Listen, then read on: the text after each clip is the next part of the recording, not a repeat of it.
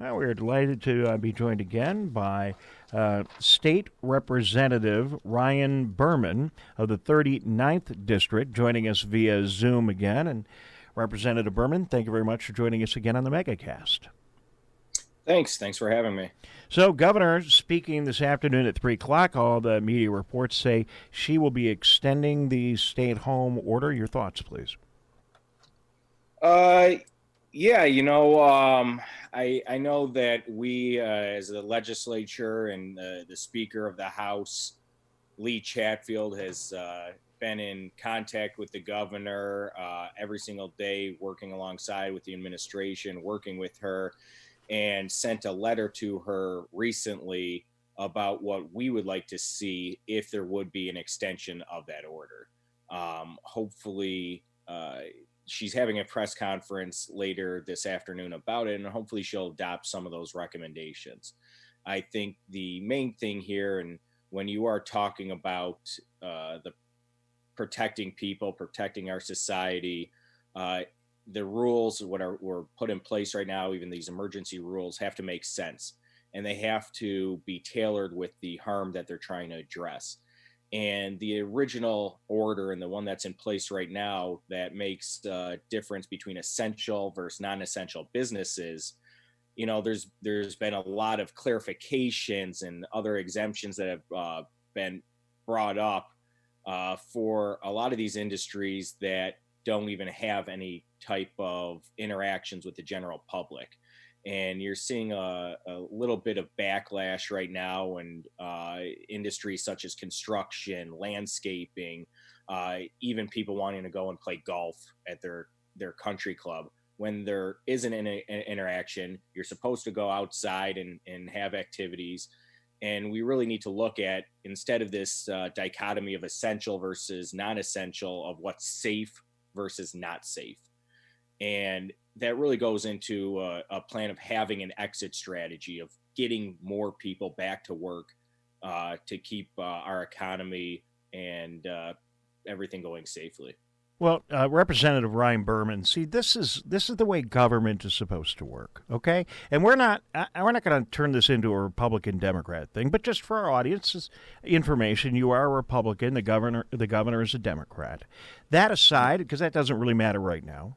That aside, this is a debate we should be having. We should talk about how long do we need to make this stay-at-home order continue on, and how do we balance that against getting our economy rolling again? It's not an easy issue, and it's got to be talked about. And yeah, it would be a lot simpler for the governor just to continue to shut everything down.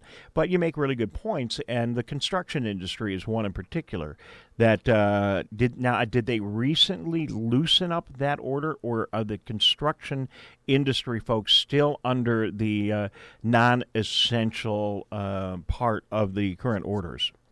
Well, again, what they're trying to do, or what's been going on, and even with the attorney general, of differentiating essential services versus non-essential. And you've seen it on the news of some of these stores, even craft stores, where my wife went in and bought supplies and was making homemade masks and giving those out to people who want them. And they started saying, you can buy these materials over here, but you can't go in these aisles. Let's say if it's, crayons or construction paper, whatever it is, and saying, okay, essential items versus non-essential. And that doesn't make sense to me. It doesn't make sense. What's the harm you're limiting of people congregating or going to that store? If somebody's already in that store anyways, whether they're in aisle 1 versus aisle 2, or even getting curbside delivery, or getting to go and pull up and having those supplies brought up to you. So the same thing they're trying to differentiate of that construction worker. Well, they can go out and fix a roof that's leaking, or if there's a hole in a roof of somebody's home, but they can't finish the construction project of the home that's currently in construction being built, that may now get destroyed because of the weather, because somebody's not currently living there. That makes no sense to me, especially when the general public, and even them, what harm is it working on a project that has no interactions, that can remain and practice it with social distancing? these same workers, when you're talking again about the non-essential versus essential differentiation, the general public isn't going out to these these non-essential businesses, or if you have like a tax or accountant firm, which I think would be essential of paying your taxes, especially now. But some of these businesses that are out there, the general public isn't going to random businesses. It's the same businesses, again, the grocery stores, the supermarkets, the gas stations, convenience stores that everybody goes to. Those are those choking points. Those are where we need to be a little bit more vigilant of washing your hands after being there, any type of cross-contamination, wearing a mask, wearing gloves. And the people that can't go to their offices and their work, now they're home, and they're still able, because one of the arguments is being able to go out and grab lunch or be out and about. You still can do that. Now you're just not at work, you're at home, and you can go out to the same grocery stores, same gas stations, those same points where there would be that community spread. But even more so, because people, especially with the nice days are out, everybody's outside. They're on the same bike path, same trails, and a lot of it is getting congested out there, where you wouldn't have that congestion on a golf course or out in normal activity. So, some of those differentiations, it just doesn't make sense to me. We need to look at what's keeping people safe and putting those safety measures in place, and not just limiting, wholesale, oh, this is a non-essential business, can't have it operating right now. Yeah, I think even you would admit, and you clearly have your position, and governor's got hers. But, I mean, let's be honest, this is complicated. I mean, this is not easy. This is complicated. The easy thing is shut everything down. When I think we had to do that for a while, I get that. But now we're going to come into a point, whether it's next week, next month, whatever, we're going to get to a point where it's going to get a lot more complicated, because we're going to have to open, at some point we're going to have to open some things. So what do you open? What don't you open? Right. No, you're exactly right. I mean, that's the whole thing, no matter what you do in here. And again, I can't fault her at all for, putting the initial orders in place and seeing what these projections, but that's the whole thing of having data, using these decisions with the actual what has happened, not just projections of and whether that matches up. But with that said, it's always about what level of risk somebody is willing to take. And you can stay at home all day, and that may protect you 100%. Nothing's 100% though. There's always a chance of your house getting blown down by a storm, whatever it is. But the minute you step out of your home, whether it's this pandemic, whether it's driving in a car, getting in a car accident and having a fatal traffic accident, going on an airplane, going to a sporting venue, going to somewhere, going up in a skyscraper, going in an elevator that may, the lines may break, whatever it is, there's always risk. No matter what you do, there's a risk, and it's what risk and what percent are you willing to take? And I'm of the opinion, and my philosophy is, again, living in the United States of America, living in Michigan and being a free state, it's having that your personal responsibility of your own safety and giving you the freedom of choice. For those people that are worried or have immunocompromised system, or not willing to take those risks, then when you go outside, wear your gloves, wear your masks, limit your exposure, maybe quarantine yourself. That's my take, and not let quarantine the 98% of healthy people who don't necessarily want to be stuck in their home. All right, Ryan Berman, the 39th of Michigan. I just want to get one thing clear. And listen, I think I appreciate you coming on the show. I'm glad we're able to hear the governor today. I'm really glad we're able to hear you. You both come at it from slightly different angles. That's what, this kind of dialogue is all about. It's good.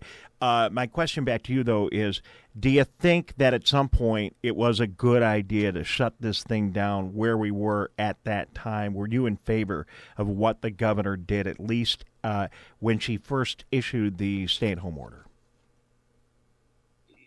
again, I'm not going to Monday morning quarterback her, and I'm not going to fault her for what she's done or even what she continues to do necessarily, depending on what she announces at 3 o'clock. I'm saying that there needs to have these interests balanced, and what's most important is having an exit plan, having an exit strategy. So no matter what she does and is determining, and it's my understanding that she's going to extend this order to at least the end of April. But again, what after that? Nothing is just going to snap back and be normal. No. And I think with any type of data, with any type of projections, you have to see what has already transpired with the social distancing. Things aren't, even if she lifted the order today and says, all right, everybody go back to normal, things aren't going to go back to normal. People aren't going to be walking up and hugging each other willy-nilly anymore. They're going to keep their distance. And I think they're going to be more apt to wash their hands and have good hygiene. And those things alone are going to slow and stop the spread of this virus. So, you have to keep that in consideration. So instead of just keeping everything on lockdown, I think the best thing going forward, not looking the past, going forward, is those safe versus unsafe activities. And whether it's, opening restaurants back up, but limiting their capacity to whether it's 50 or 25%. But again, let those people who feel comfortable going there, go there. And if you don't feel comfortable, that's your choice. And that's what our country and that's what freedom is all about.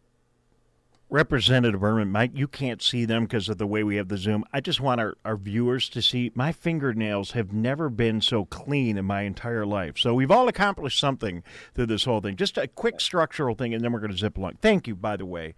I appreciate your really honest, frank comments.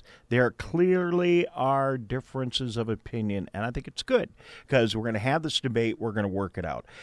Structurally, just so we understand what's been going on, Governor declared an emergency order. It can only go so long without the legislature weighing in. That's what you all did when you went to vote earlier this week. You voted to allow the governor to extend her emergency order to the end of the month, and now she's weighing in today and extending the stay at home to that same end of the month time window. So you guys put a little bit of a check on her by not allowing her to extend her executive order beyond the end of the month. Did I get all that right?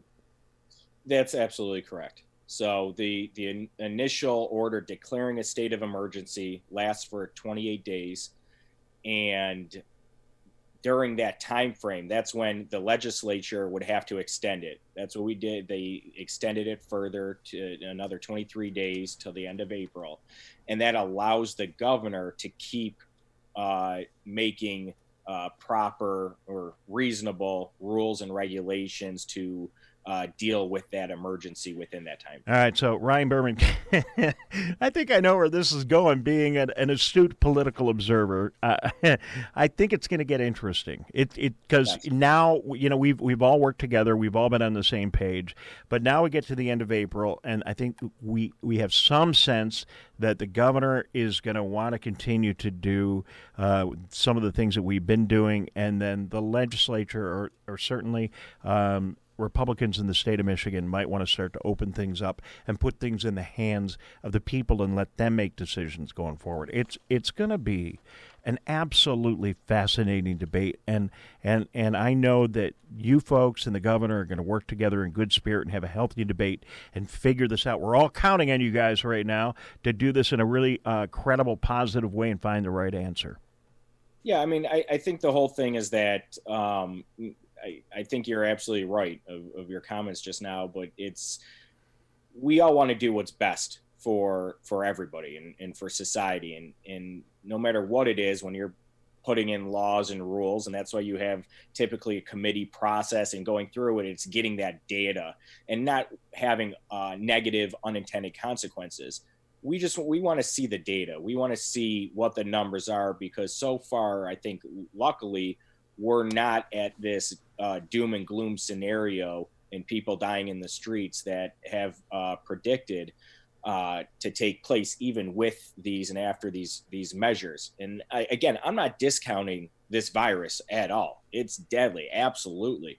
But we need to see the data that justifies the measures. Or as some have said, it's like, is this cure, if you want to call it that, worth what we're doing to the economy, right. By putting in these measures and devastating people and families, and without that data, and Michigan has been very slow in providing it in our hospitals. I think worse than a lot of other states, and we're still want to see in these updated numbers, updated data that we've been requesting. State Representative Ryan Berman, thank you very much. Thank you for having this dialogue with us. It seems so comfortable and easy when I'm sitting in my little studio and you're sitting at home. So thank you for your comments today and being on the show. Let's keep in touch, all right? Yeah, sounds good. Thank you.